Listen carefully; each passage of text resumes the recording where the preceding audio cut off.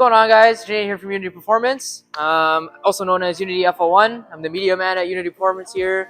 You'll be seeing me more on the channel here and there as Unity grows. I'll be doing installs, being part of the videos, kind of chatting about the parts we're doing and the cars, so on.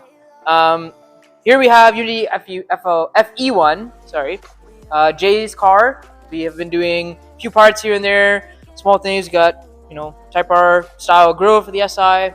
We've adjusted the NVIDIA N1 exhaust with the two cannons in the rear. Love it. And today we are changing up the intake. We already have the short ram intake from 271. Great intake, sounds wicked. When you're driving, its turbo is so loud compared to stock. Wicked sound. We loved it. However, highly anticipated full cold air intake from 271. We have got our hands on it and we are going to be installing it today. So we'll give you a quick rundown of the parts that come through with the box. So first, you're looking at your cover that goes on top of your filter. It's quite a nice piece, nice and sleek. It'll match in the engine bay with the shrouds in the front, with the shrouds on the sides, and anything else. 271, it'll all match really nicely. This is also available in carbon fiber. However, you're obviously going to be paying more because it's carbon fiber, but it's also a nice touch if you're into carbon. Next up, we have the entire filter and filter housing with the duct that sits in the front. All the air comes through here into the filter and obviously through to the inlet. Wicked piece, nice and heavy.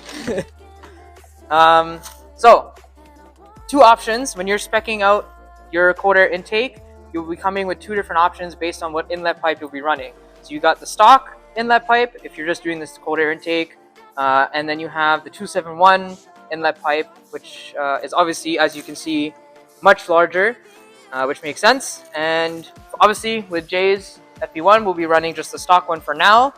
If we do the inlet pipe down the road, that would be great. We'll see. And then what else we got in here? So you got your MAF housing, which is obviously mass airflow sensor.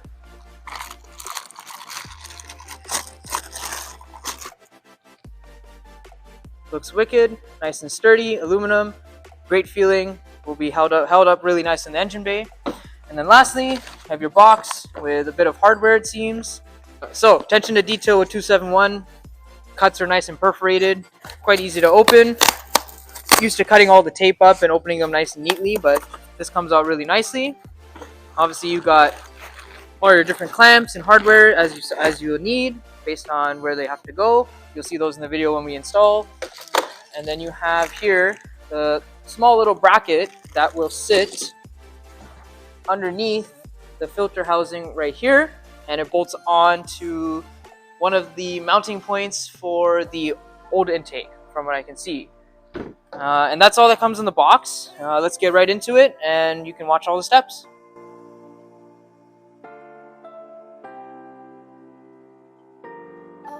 Alright, straight into the install. So one thing to note, if you already have the short ram intake from 271, it is possible to buy the cold air intake as a conversion kit.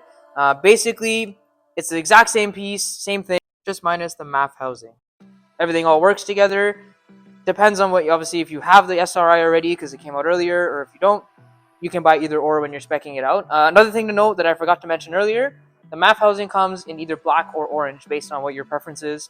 If you got more orange under the hood, you got the strut tower bar, whatever it is, you go for the orange. If you want a more subtle look, you can go for the black as well.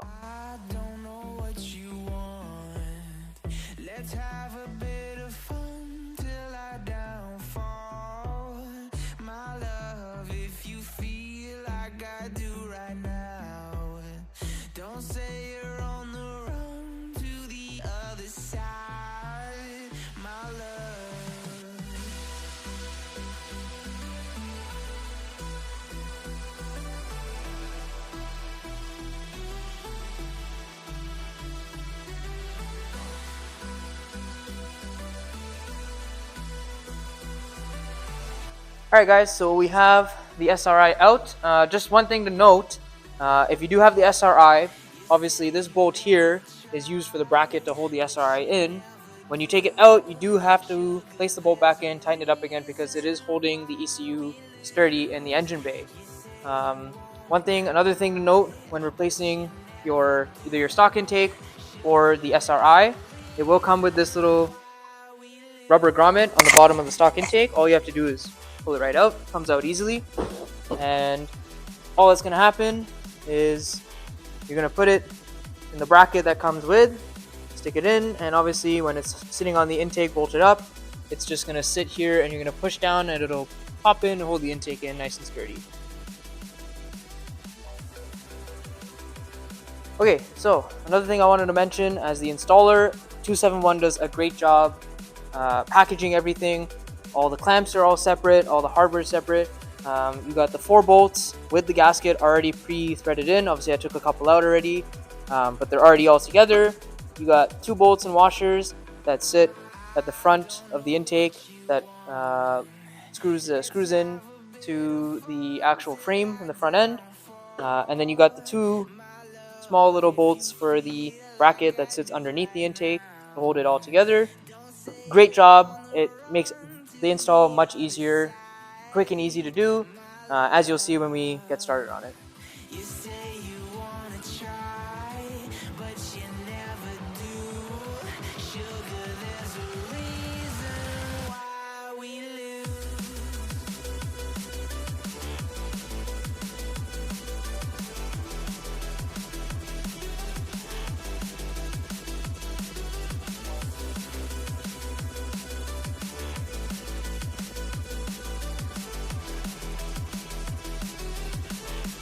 Okay, so we're about to put the box in. Just a couple things to note when doing the install. The hood latch release cable, you gotta unclip it from this little hole here and tuck it underneath the frame, which gives you a little bit more extra space when installing. Another thing we recommend undoing, if you do have the 271 shroud up here, you gotta undo this one bolt completely. You gotta be careful, obviously, because there's a bolt on top and there's a nut underneath. It will fall down if you don't catch it. At first, we were only going to loosen the shroud to throw the intake in. However, we found it easier to completely remove the shroud, and that's done by taking the 2 bolts closer to the end of the bumper out completely and removing the shroud.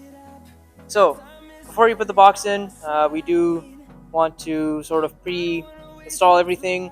Put your MAF housing in, put your clamps on, put your inlet to MAF coupler on.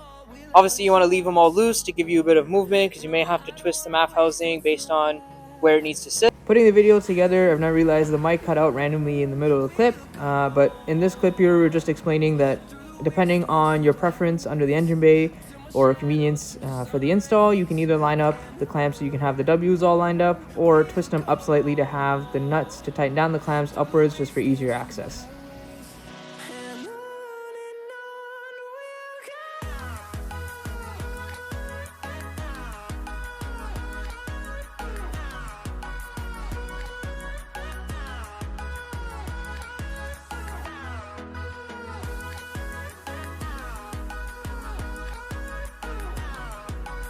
Alright guys, so we did put the intake in. Obviously it's all together already.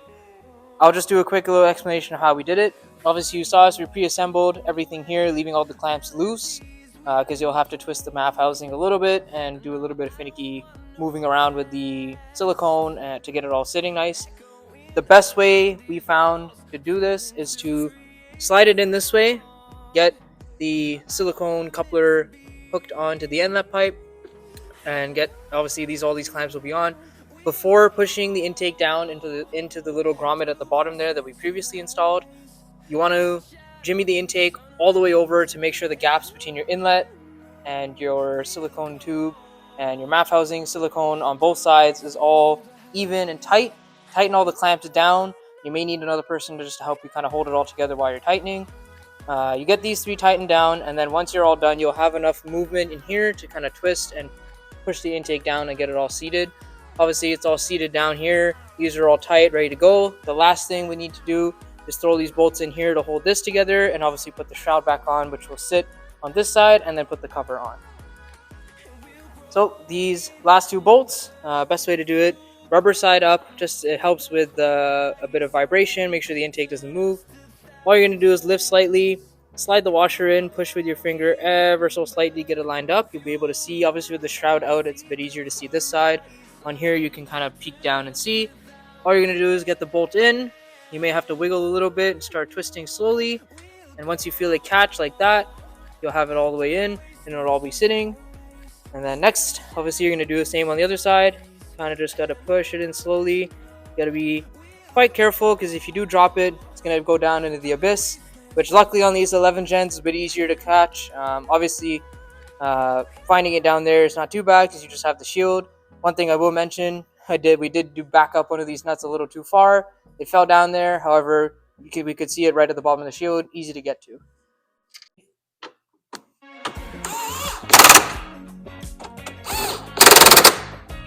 So last piece of the puzzle, we got the cover. Obviously, we got just the normal plastic one in black with the 271 logo. Obviously, you got one in carbon as well, whatever you spec it out to. Very quick, simple. There's a gasket here to prevent the bolts from backing out on the intake. It's only a one-way gasket, fits one way. Can't flip it this way, can't flip it that way. It only sits like this. I find the best way to do this one is kind of get the easiest corner for you to see is probably either one of the top ones. Bit easiest to see. Kind of get the bolt in, and you'll have to kind of get it seated slightly. Look underneath. Get it as close as you can into the hole. You may have to kind of lift the gasket a little here and there to see where you're going with the bolt, but you'll feel it kind of drop in the right spot. This will sit in the right spot, and then from there you'll just tighten the one, and then you move on to the rest, kind of get it all lined up. May take a little bit of moving around and shimmying, but we find looks easiest way to do it is with the one bolt, just to line it all up and then get through the rest as you go. Cold air intake from 271 for the 11th gen is in, all fully installed. As you saw previously, you are going to be doing these bolts one by one. We did find it's easy to kind of stick your hand in through the back here and move the gasket around as you need. You do want to take your time with these ones because it's very easy to strip and either round the inside of these or strip the threads completely. So best to take your time. It does take a little bit of finicky moving and taking a bit of time to do it. Highly recommend just taking it easy with that one. But it's all in now. As you saw previously, we had some sound clips of the short ram on the car. We are going to do a few sound clips of the cold air intake, see what the difference sounds like. Obviously, once Jay takes the car, drives it a bit, he can give us a bit of feedback on power, how the responsiveness feels on the car when driving, and then we'll go from there.